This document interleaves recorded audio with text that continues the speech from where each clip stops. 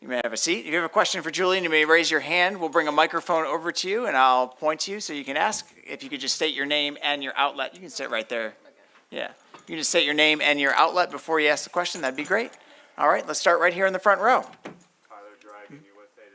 We're bringing a microphone to you so they can hear you on the stream. We are streaming live, by the way, and if you have a question watching live, you can use the Ask OIS function on My Info. Tyler Dragon, USA Today. Julien, just describe the emotion when you crossed the finish line. Saw you jumping up in the air and really excited. Just how does it feel to be Olympic champion? It feels amazing, to be honest. I think that after waking up this morning, I wrote it down, Julien Alfred, Olympic champion. So I think just believing in myself and trusting that I could do it is what really mattered to me.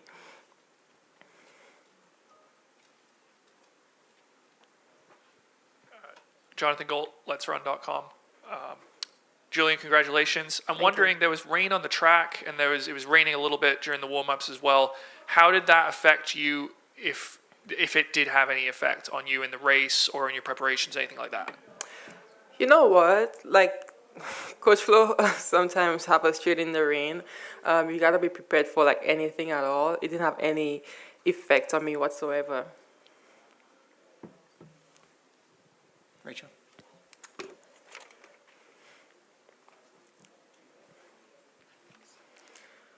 Hi, Rachel Bachman from the Wall Street Journal. My understanding is this is St. Lucia's first Olympic medal in anything. Did you know about that, and what does it mean to you to be the first in your country to do this? It means a lot to me. I did it indoors as well. So I definitely knew that St. Lucians would be watching and hoping that they could get their first Olympic Olympic medal, and it came as a goal. So I'm sure they're celebrating right now. Simon Drouin, La Presse. On your right, you mentioned a lot about your coach, Flo. Since your win, how pivotal has he been in your gold medal today? And can you describe a little bit your relationship with him? So I met Coach Flo in 2019. He recruited me to come to the University of Texas, Austin. Earlier on this year, especially after World Indoors, I was just so hard on myself and feeling so much pressure, feeling like I have to go out there, represent my country again, just seeing the amount of people that supported me. But he helped me turn that pressure into motivation, and he's been my rock. He's been there with me through the ups and the downs, through the hard times. I'm just happy he never gave up on me, and he's like a dad to me, a mentor to me. I'm just really happy. You know, he believed in me, and this is why I'm here right now today, sitting in front of you guys. Julien, Jerry Longman, New York Times. Did you say you wrote down this morning, Julien Alfred, Olympic champion, and where were you? And So I did at 5 in the morning. I usually wake up so early on race days to just journal, to write down something, and also I took a snap in the elevator after breakfast and just said Julien Alfred, Olympic champion. oh, you said it. You didn't write it down. Pardon me? You said it but did not write it down, or did both? I did both, actually. Okay. I took a picture on Snapchat, and I also wrote it down in my book. Thank you.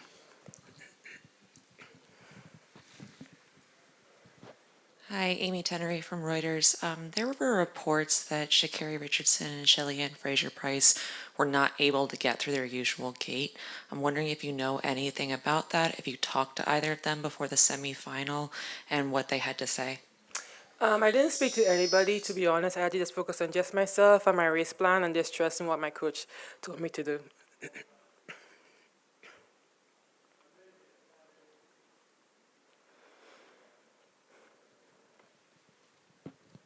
Hi, it's Eddie Pels from AP. Just kind of a racing question.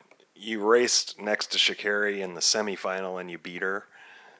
Does that do anything to set you up for the final as far as building confidence or sending a message, anything like that? I don't think it's about sending a message. This year, I've really been trying to focus on just my lane and just working on my execution only and not thinking about who's next to me. Sometimes when I do, I tend to panic. But I think so far this year, I've just had such a good strategy and just focusing on my execution only and nobody like next to me. So I think that has worked in my favor.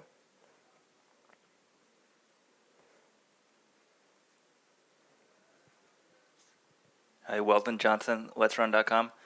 Last year, Worlds didn't go as you wanted, 5th place. What'd you do differently this year? Well, I didn't have the long collegiate season. I think I ran like over 50 races last year.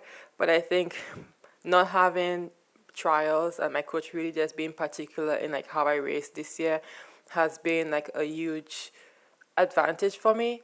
But I think the main difference is just how much I raced this year, and we were really preparing like for the Olympics this year instead of, well, last year it was really about NCAAs and whatever is left for World Championship. But I think this year the main goal was the Olympics. Hi there, Josh Noble from the Financial Times. I'm just wondering, you wrote down this morning Olympic champion. Have you thought about how your life might change when you wake up tomorrow? No. I'm still trying to think of what just happened. It hasn't sunk in yet. Slowly but surely it is. I'm not sure what tomorrow may look like. I know I have to run the 200.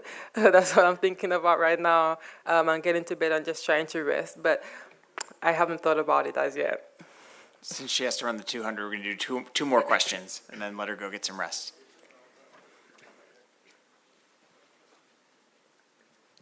Lindsay Schnell, USA Today. Congratulations, Julien. Usually in these scenarios, the silver and bronze medalists are also up there with you. So I wondered, is this strange for you right now that you're by yourself? Do you feel lonely? Do you wish they were here too? It's my first time here, so I don't know what to expect. So I'm just happy to be up there as an Olympic champion. I'm just hoping to see what tomorrow holds for me. That's all I care about right now. Last question. Let's go all the way in the back there.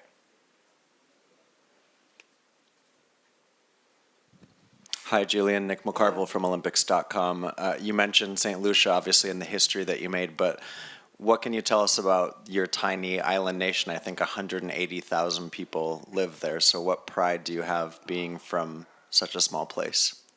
You know, I feel honored to just be an ambassador for my country. Not many persons know about St. Lucia. Sometimes I can be on an Uber and they ask me where I'm from, just hearing my accent, they'll be like, where is St. Lucia?